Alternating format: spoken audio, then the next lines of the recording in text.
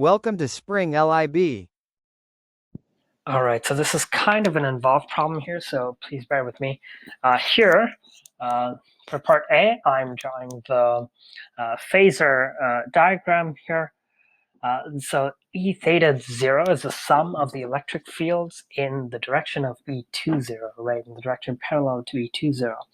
E10, E20, E30 are shown by red arrows, and they're all they add up to this parallelogram vector situation, which is not usual, but which is not usually done in uh, introductory physics. But this is basically the vectorial representation of the electric fields here.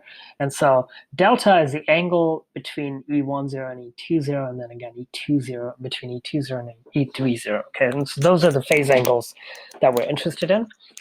So like I said, E theta 0 is the sum, is the combined electric field. So it is the sum of the electric fields of the individual electric fields in the direction of E20. So this will be E10 cosine delta, because cosine delta times E10 is the E20 component of E10, plus E20 because it already is in its own direction, plus again E30 times cosine delta, like with E10.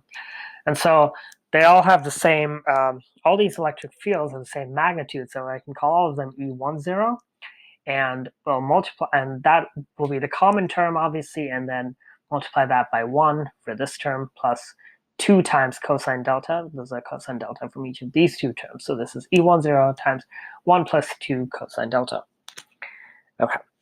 And so now, to find the intensities, we have what we're gonna do is we're gonna divide I theta, the intensity at angle theta, over I0, the maximum intensity, right? So this will be, and so remember that intensity is proportional to the square of the electric fields, and so the when you take the ratio of these two intensities, the proportionality constant drops out, and so we can take the ratio of the electric field squared. So this will be E theta 0 squared over E at delta equals 0 squared. So this is E10 times 1 plus 2 cosine delta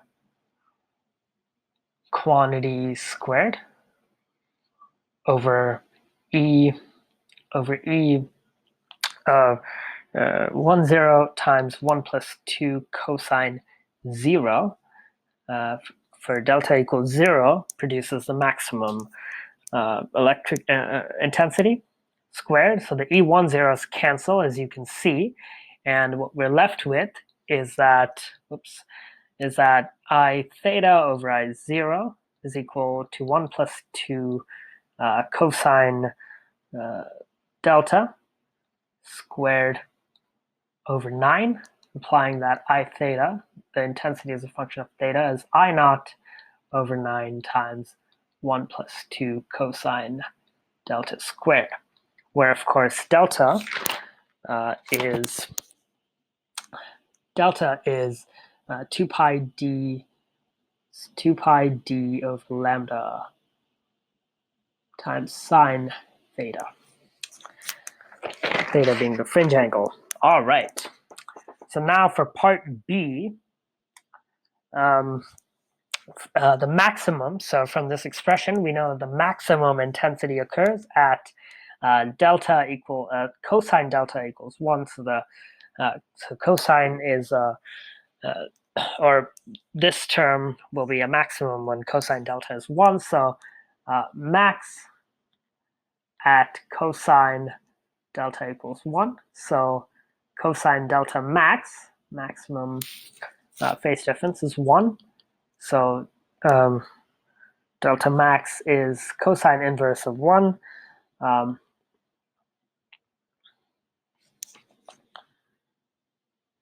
Is this cosine index of inverse of 1, which is just an integer multiple of 2 pi. So it's 2m pi, m being an integer or 0, so 0, 1, 2, etc. And then let's go to the next page. We know that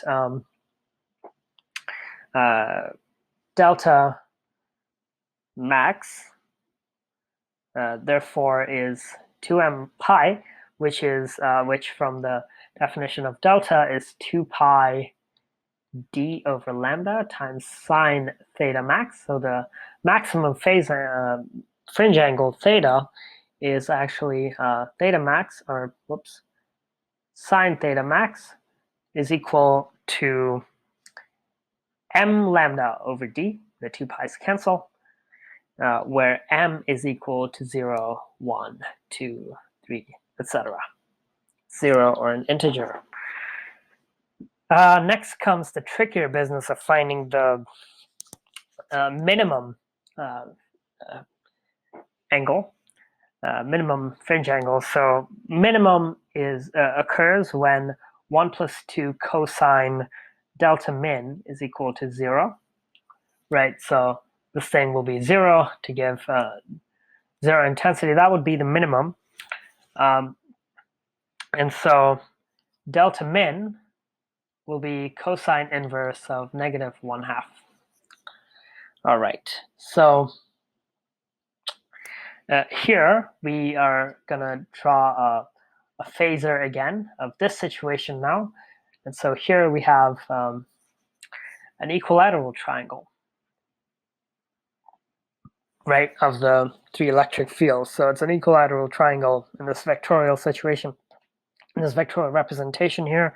And so what we have here is delta min is 2 pi over 3 plus 2m lambda, m being 0, 1, 2, 3, the same stuff here, or 4 pi over 3 plus 2m lambda, 2m pi, and then that's because you're increasing this by 2 pi over 3, and so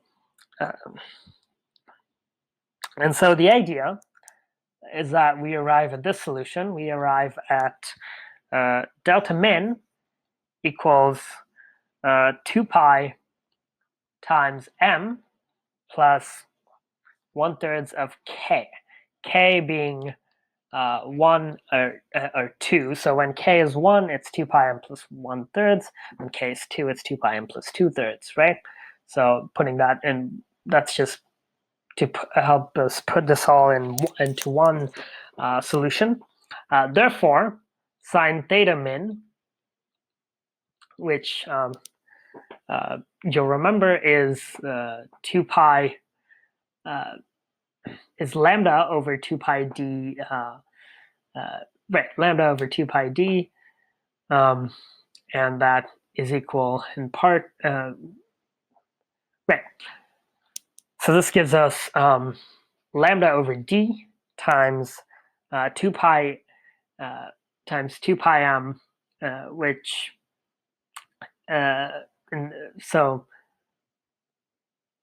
right, it's lambda over d times delta min. And so this will be, so we're replacing delta min here. It's lambda over d times 2 pi m plus 1/3 of k. And that's our answer, where k is 1 and 2, and m is 0, 1, 2, 3, etc., integers. And that ends that very long problem.